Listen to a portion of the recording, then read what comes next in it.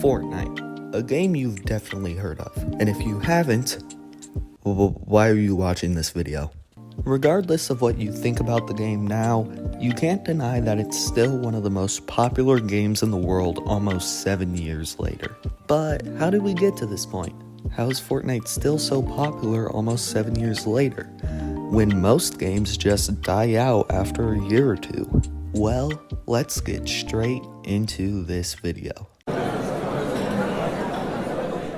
Alright guys, our game mode Save the World is losing quite a lot of players. What can we do to bring them back? Well, I figured that if we just focus on the core game and update it over time, we can make back a bunch of our player base and build a community. You know what? I actually like that idea. That might actually work. Wait, Sarah, what are you doing on your laptop? Oh, forgive me, sir. I was just playing this new game called PUBG. Alright, change your plans. We're making PUBG. Fortnite Battle Royale launch, and it took the world by storm. If you're a baby who came out of the womb in 2019, it's impossible to understand how much of an impact this game had on the world, because this game was massive. There have been some pretty big games in the past, such as PUBG and Minecraft, but in my opinion, none of them have ever reached the popularity that Fortnite has. Each season felt unique, fun, and the game just felt completely different from the other boring, gritty battle royales that had the same art style with the same core mechanics. But Fortnite did something different by introducing the building mechanic. The building mechanic was such a fresh change of pace from PUBG or Warzone or whatever other battle royale was out at the moment. Not to mention that it was free to play and accessible on every single next-gen console. Basically meaning that you could play Fortnite if you had the proper console to do so. But obviously, a company has to make money. And what better way to do that than microtransactions? I both praise and despise Fortnite for introducing the Battle Pass system. In my opinion, Fortnite really perfected the microtransactions. The game is free, but you pay for the skins. And they don't require any competitive advantage. So if you don't buy a skin, don't worry, you can still be really good. But if you do want to pay to get that sweet Bushranger skin, then you could totally go ahead and do that. Nothing's stopping you. The problem is companies got greedy. There are companies like Activision, Blizzard who just make Call of Duty a $60 game, but also put microtransactions in said game. On top of that, the cosmetics give you a competitive advantage, so it's basically pay to win, which ruins the experience for other players. And also loot boxes. Alright, let's get into the first thing that makes Fortnite so unique. Now, it's no surprise that Fortnite has a pretty big skill gap. Sometimes kids just don't want to play builds because they can't build. They're terrible at it.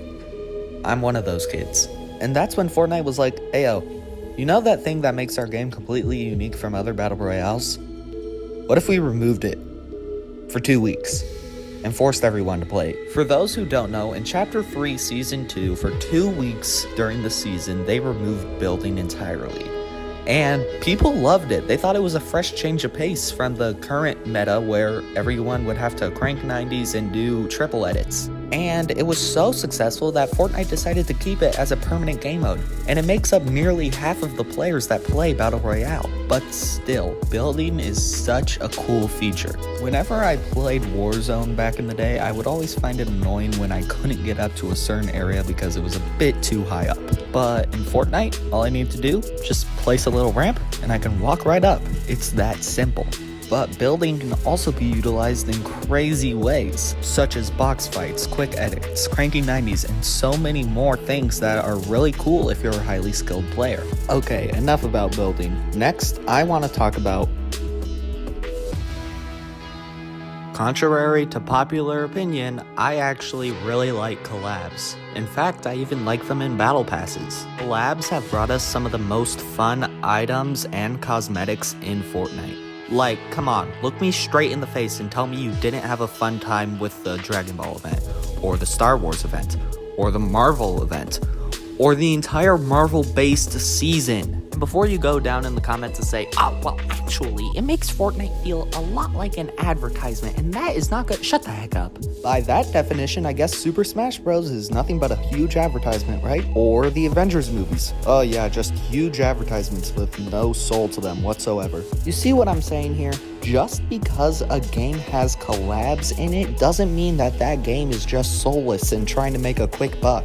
Because if I'm being honest, Fortnite puts the most care into their collabs more than any other game I've seen. The amount of references to the franchise itself and the amount of little details they put in the skins, the other cosmetics, and the items is just insane.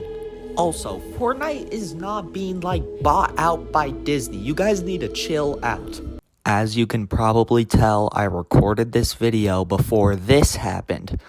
I'll have a video coming out about my opinion on this later, but I did not plan that joke. Also, I'm just gonna come out and say it. I think that most Mythic collab items are better than most actual Mythic items. Like, seriously, I will take Spider-Man's web shooters over the grapple glove any day of the week. And tell me, would you rather bring back the lightsabers or the Infinity Blade? I'm guessing it was the first one. But I do think that Fortnite is holding us back from some iconic collab characters via battle passes, and I talk all about this problem in my battle pass video, which you should go watch after this video. Alright, moving on to the one thing I think is keeping Fortnite alive to this day. Fortnite is genuinely the greatest game of all time when it comes to constant updates and listening to the community. Man, it really got snubbed from Best Ongoing Game at the Game Awards this year because it was just popping off with listening to the community and having such good communication. Let's take the most recent example of this, the new movement. Now, me, personally, I didn't really have a problem with the new movement. I thought that it felt a little wonky at first, but after a while I started to get used to it. However, I can completely understand why people didn't like it. You know, it was a lot slower, and that was the one thing that I didn't like. It was too slow. And what does Fortnite do literally 2 weeks later? Just brings up the speed, and not only that, makes it faster than it usually was. Next, let's talk about the next biggest thing, OG. It's no doubt that Fortnite OG is possibly the biggest thing that's ever happened to Fortnite. Now, while I personally do not consider Chapter 1 to be the best map, I do consider it to have some of the best loot pools and a few of the best seasons. But I don't really think it's the best chapter, which, by the way, go watch my Chapter 3 video where I explain why I think that chapter is the best chapter. But yeah, people have been asking to bring back the OG map, and so what does Fortnite do? Just brings back the OG map casually like it was nothing. On top of that, they're planning on bringing it back in 2024, but somehow they're going to do it differently. I'm worried that they're going to keep it as a permanent game mode rather than as an LTM. I don't think it should stay around permanently. If it does, it's just going to feel same old, if you know what I mean. But yeah, screw Cyberpunk 2077 for stealing Best Ongoing Game from Fortnite, because Fortnite 100% deserved it, and I am confident that any sane human being can agree on that. And the last thing that I want to talk about, and also the thing that is kind of hurting Fortnite right now, is... Now, on one hand, I do think UEFN is being used amazingly. There are some genuinely amazing creative maps out there that I love playing with my friends to this day. However, there's a current problem with UEFN, and I'm gonna call it the box fights problem. If you don't know what I mean, essentially it's really easy to make a box fights map. And because of this, they are currently flooding the Discovery tab. It really is not hard at all to make a box fights map. Believe me, I know someone who has actually made a box fights map, and they said it's incredibly easy compared to other Fortnite maps. And since they're flooding the Discovery tab, they're hiding some genuinely amazing creative maps that are so much fun to play.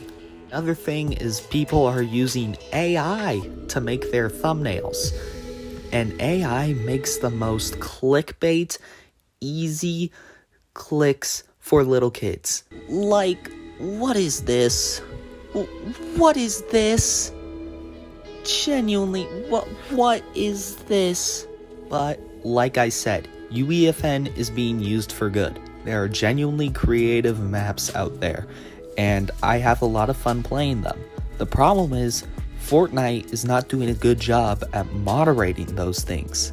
They need to figure out how to have a better moderation system so that way one specific genre of map doesn't just completely take over the Discovery tab.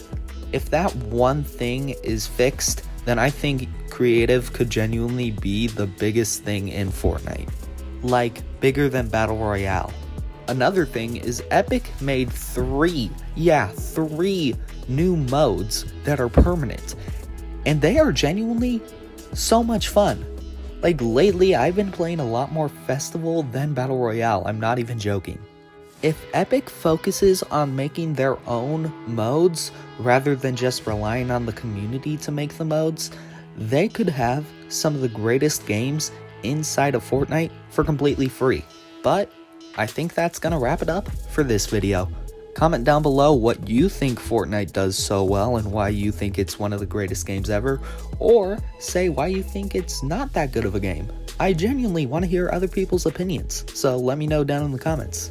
As always, be sure to leave a like, and if you liked what you see, hit that subscribe button so you stay notified when I upload a new video. But I think that's gonna do it. I'll catch you guys in the next one. Peace out.